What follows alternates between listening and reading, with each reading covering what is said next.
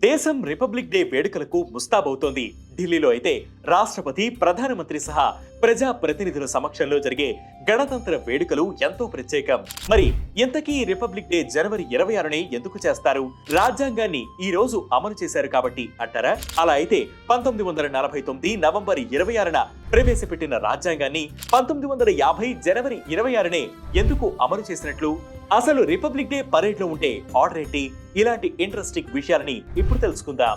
జనవరి 26నే republic day నిర్వహించడానికి ఓ కారణముంది. అదే పూర్ణ Swaraj declaration.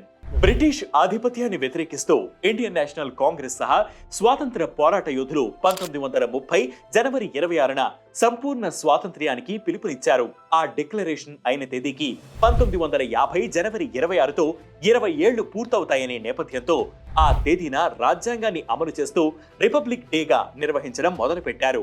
అలా 1950 జనవరి 26న 18,362 ఖర్చుతో తొలి గణతంత్ర వేడుకలను నిర్వహించారు.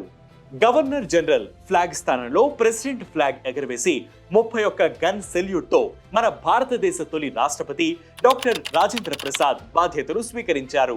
ఇక ఈ రిపబ్లిక్ డే కోసం చేసే పరేడ్ కు దాదాపుగా ఏడాది ముందు నుంచే ప్రాక్టీస్ మొదలవుతుంది. పరేడ్ కు ఎంపికైన వారికి జూలై నుంచే ట్రైనింగ్ ఇవ్వడం మొదలు పెడతారు.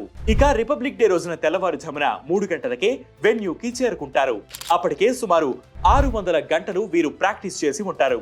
ఇక ఈ ఏడాది రిపబ్లిక్ డే వేడుకల్లో చీఫ్ గెస్ట్ గా ఇండోనేషియా ప్రెసిడెంట్ ప్రబోవో సుబియాంతో పాల్గొననున్నారు.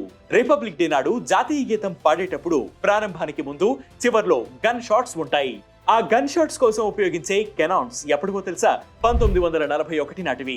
ఆర్మీకి చెందిన అన్ని ఫార్మ్ లో ప్రోగ్రామ్స్ లోనూ వీటినే ఉపయోగిస్తారు. General commanding officer, mounted cavalry, camel contingent, mechanised column అంటే ఇండియన్ ఆర్మీకి చెందిన లెఫ్టినెంట్ వెపన్స్, ఎక్విప్మెంట్ టెక్నాలజీ మొదలైన వాటి ప్రదర్శన, ఆ తర్వాత యుద్ధ ట్యాంకుల ప్రదర్శన, ఆపై వివిధ రెజిమెంట్లకు చెందిన జవాన్ల కవాతు, మోటార్ సైకిళ్లపై సైనికుల విన్యాసాలు, ఆ తర్వాత వాయుసేన ఫ్లై పాస్ట్. ఇది రిపబ్లిక్ డే నాడు ఉండే ఆర్డర్. రాయసీనా హిల్స్ లో మొదలై కర్తవ్య పథ్ మీదుగా ఇండియా గేట్ దాటుకుని ఎర్రకోట వరకు పరేడ్ సాగుతుంది. ఇంట్రెస్టింగ్ గా ఉంది కదా?